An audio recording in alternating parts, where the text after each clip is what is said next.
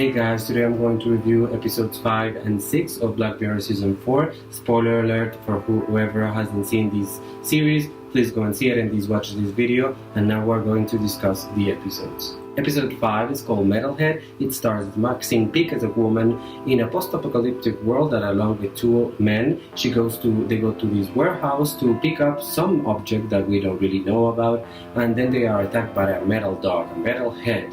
And that creature is made like from titanium or something, and it just attacks them and kills them, except for the woman. The woman manages to escape after she's shot by one of these, well, the only dog that's there, to be honest, and it has like bullets with like GPS on it basically, and she has to manually pull it out in order to not be tracked by the dog. And even the dog doesn't really matter because it has like heat vision. I mean, it's really a technological thing.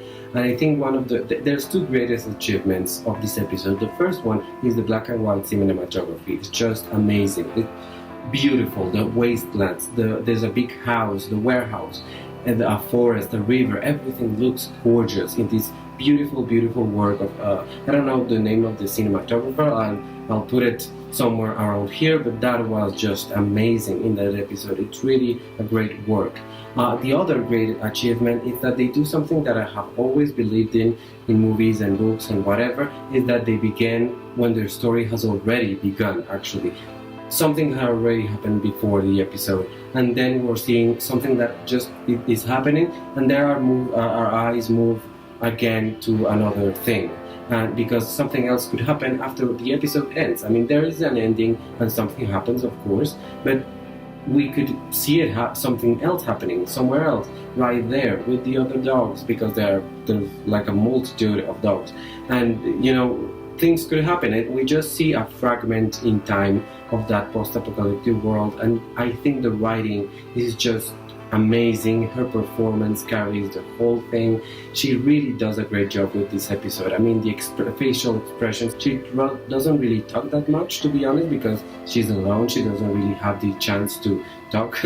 I mean, except for sometimes on the walkie-talkie, basically. But aside from that, it's amazing how this actress' whole physicality just carries the episode. I mean, it's really amazing. Is it as scary as other Black Mirror episodes? Not really super scary or super gruesome, but it really makes you think, because this dog, this creature that appears on the episode, is based on something that people actually made. There's a dog that is designed to be something like a caretaker, not a caretaker, but kind of like a security officer or something. And it's really, you know, scary in that sense, because people are giving intelligence to things that don't have it, of course. And what if that artificial intelligence goes away from our hands and just decides what to do on their own?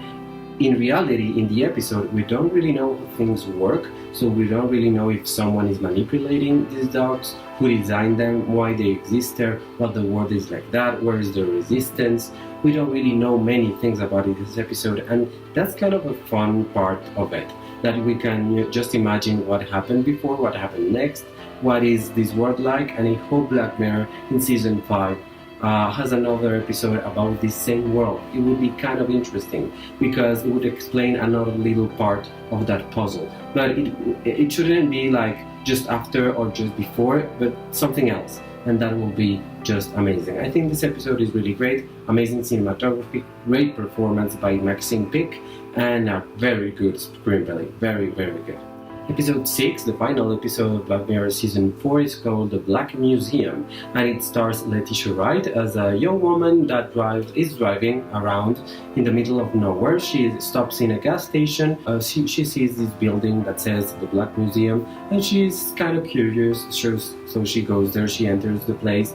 It doesn't seem to have anyone inside. The door is open, and it's the owner of the museum. So he's kind enough to just give her the tour, because there's no one really there besides her. So she walks around, and he tells her two stories. The first, I mean, about objects that are there. The objects are related to something gruesome that happened, something really scary, something really dark that happened, and that's why it's called the Black Museum. And so the first object is like this headdress, basically, with a lot of things coming out of it, and the man tells him that he worked in a company where they created that headpiece, let's say, and it was used by a doctor to feel his patients' feelings, what they were feeling, so he could know what illness they had, what was really going on with them, what was wrong with them.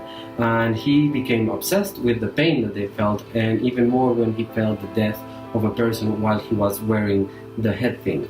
So that created in him the obsession to inflict pain on himself. He even took up, I mean, that's really gruesome, that part of the movie. It's really a gore scene, horrible gore scene that I won't really explain, but he inflicts damage on himself, and then he realizes that the most pleasure he can have without himself dying, killing himself, would be to kill someone else. And the police gets him when he's like killing a homeless person with the head thing and everything, with a drill. I mean, it's really disgusting.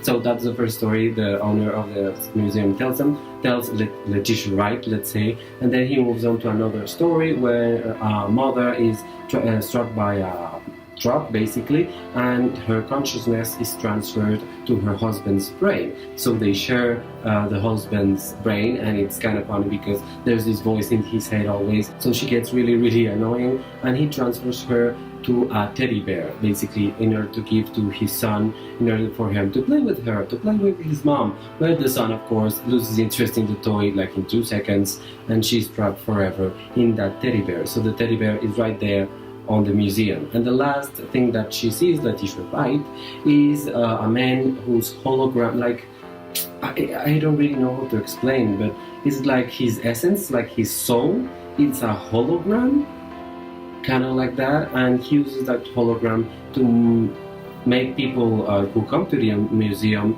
electrocute him, because the man was a convicted murderer, basically. So they pull a lever, basically, and they electrocute him.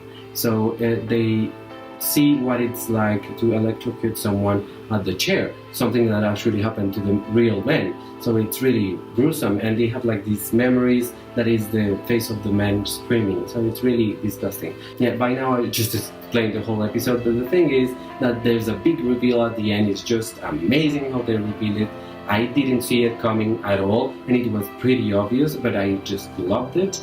Letitia Wright is an amazing actress. I didn't know she was so good. I had seen her in a couple of things, but not really that much, to be honest, and she's really good. The owner of the museum, I will put the name of the actor right here because I don't really remember his name. He's a very good actor. It makes you kind of uncomfortable with his talking, and I think that's great because it really transmits the personality of the character, and that's really a trait of the best good actor. That's really good.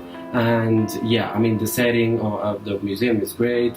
How he tells her about the stories, the inventiveness of the stories is really funny. So the screenplay in this episode is equally as good as Metalhead. I mean, there are two really good screenplays.